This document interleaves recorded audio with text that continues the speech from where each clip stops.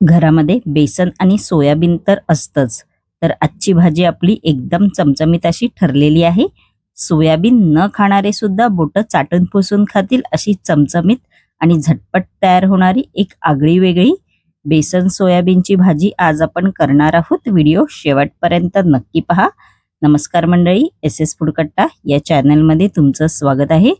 चला तर जराही वेळ न घालवता रेसिपीला सुरुवात करूया.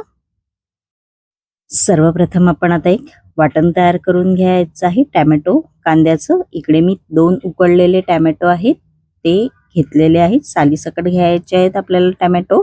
त्यानंतर एक कांदा असा मी तुकडे करून घेतलेला आहे, तो घालायचा आहे मिक्सरच्या जारमध्ये. त्यानंतर 1 कप कोथिंबीर आहे ती घालायची आहे व मिक्सरला आपण आता हे चांगलं असं बारीक अगदी वाटून घ्यायचं आहे. असं मी वाटून घेतलेलं आहे. त्यानंतर इकडे मी 1 कप सोयाबीन असे मी पाण्यामध्ये भिजत ठेवले होते 10 ते 15 मिनिटं फक्त. इकडे नॉर्मल पाण्याचाच वापर केलेला आहे मी. आपण आता हे सोयाबीन आहेत ते मिक्सरच्या जारमध्ये असे घालायचे आहेत. सगळं सोयाबीन मधलं जे पाणी असतं ते सगळं असं काढून टाकायचं आहे व एक एक करून असे घालायचे आहेत मिक्सरच्या जारमध्ये. बघू शकता आपण हे सोयाबीन असे घातलेले आहेत.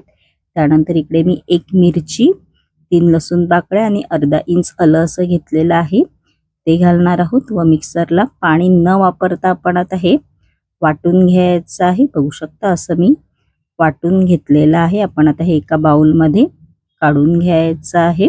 असं काढून घेतलेलं आहे मी. त्यानंतर याच्यामध्ये बेसन पीठ आहे ते घालायचं आहे. थोडं थोडं करूनच थोडंसं मी असं बाजूला ठेवून दिलेलं आहे. त्यानंतर याच्यामध्ये चवीनुसार मीठ आहे ते घालायचं आहे व आपण आता हे सगळं मिश्रण आहे ते हाताच्या साहाय्याने सर्वप्रथम असं मिक्स करायचं आहे. मला इकडे 1.5 कप बेसन पीठ लागलेलं आहे. आपण आता जे राहिलेलं बेसन पीठ आहे ते घालायचं आहे व परत असं मिक्स करायचं आहे व मिश्रणाचा आपल्याला इकडे डो तयार करून घ्यायचा आहे. बघू शकता इकडे असा डो झालेला आहे. इकडे मी पाण्याचा वापर नाही केलेला आहे. सोयाबीनच्या ओलसरपणानेच हा डो तयार झालेला आहे. आपण आता याचे पकोडे तयार करून घेऊया, म्हणजेच भजी. तेल गरम करायला आधीच ठेवलं होतं. तेल चांगलं कडकडीत गरम झालेलं आहे. आपण आता ह्यांना चांगला असा भजीसारखा आकार द्यायचा आहे. तुम्ही गोल आकार पण दिलात तरी चालेल. बघू शकता असं तळून घ्यायचं आहे मीडियम फ्लेमवरती. गॅसची फ्लेम इकडे मीडियमच ठेवा. अधूनमधून असं पलटी मारत राहायचं आहे. खूप छान लागतात हे, अगदी चिकन सारखे लागतात.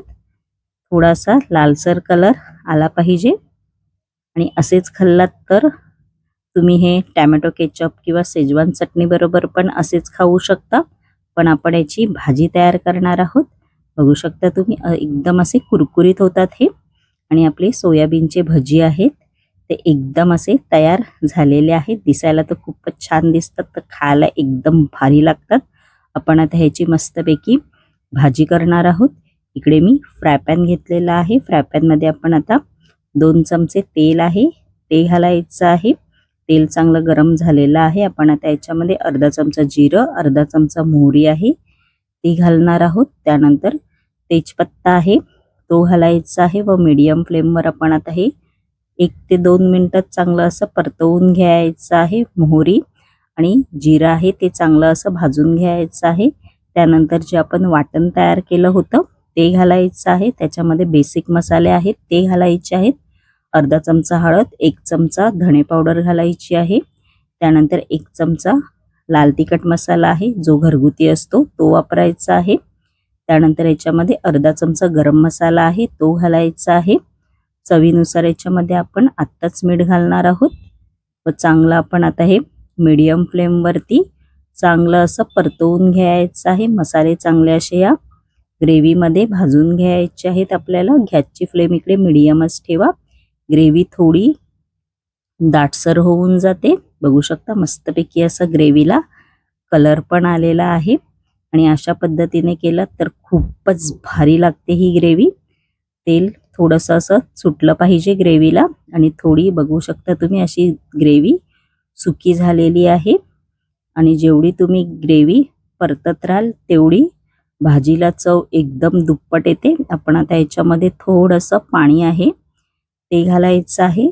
तुम्हाला जेवढी ग्रेव्ही पातळ पाहिजे तुम्ही तुमच्या अंदाजे पाणी घाला व चांगलं असं परतवून घ्यायचं आहे आणि एक उकळी काढायची आहे.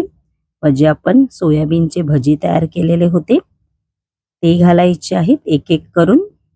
गॅसची फ्लेम इकडे मीडियमच ठेवा व चांगलं असं परतवून घ्यायचं आहे. 5 ते 6 मिनिटं आपण आता हे एक उकळी काढून घेणार आहोत. बघू शकता तुम्ही आणि मस्तपैकी अशी बघू शकता तुम्ही भाजीला चांगली अशी उकळी आलेली आहे. एकदम अशी भाजी चिकन आणि मटन सारखी दिसते ना. थोडीशी बारीक चिरलेली कोथिंबीर आहे ती घालायची आहे. तुम्ही ही भाजी मस्तपैकी भाकरी चपातीसोबत आणि भातासोबत तर खूपच छान लागते. आणि बघू शकता आपली रेसिपी तयार झालेली आहे. आणि माझी रेसिपी कशी वाटली कमेंटमेंट बॉक्समध्ये नक्की सांगा. आणि अशाच नवनवीन युनिक रेसिपी जर तुम्हाला माझ्या चॅनेलवरती पाहायच्या असतील आणि तुम्ही जर माझ्या चॅनेलवरती नवीन असाल तर नक्की SS फूड कट्टा या चॅनेलला लाईक शेअर अँड सबस्क्राईबर करायला विसरू नका.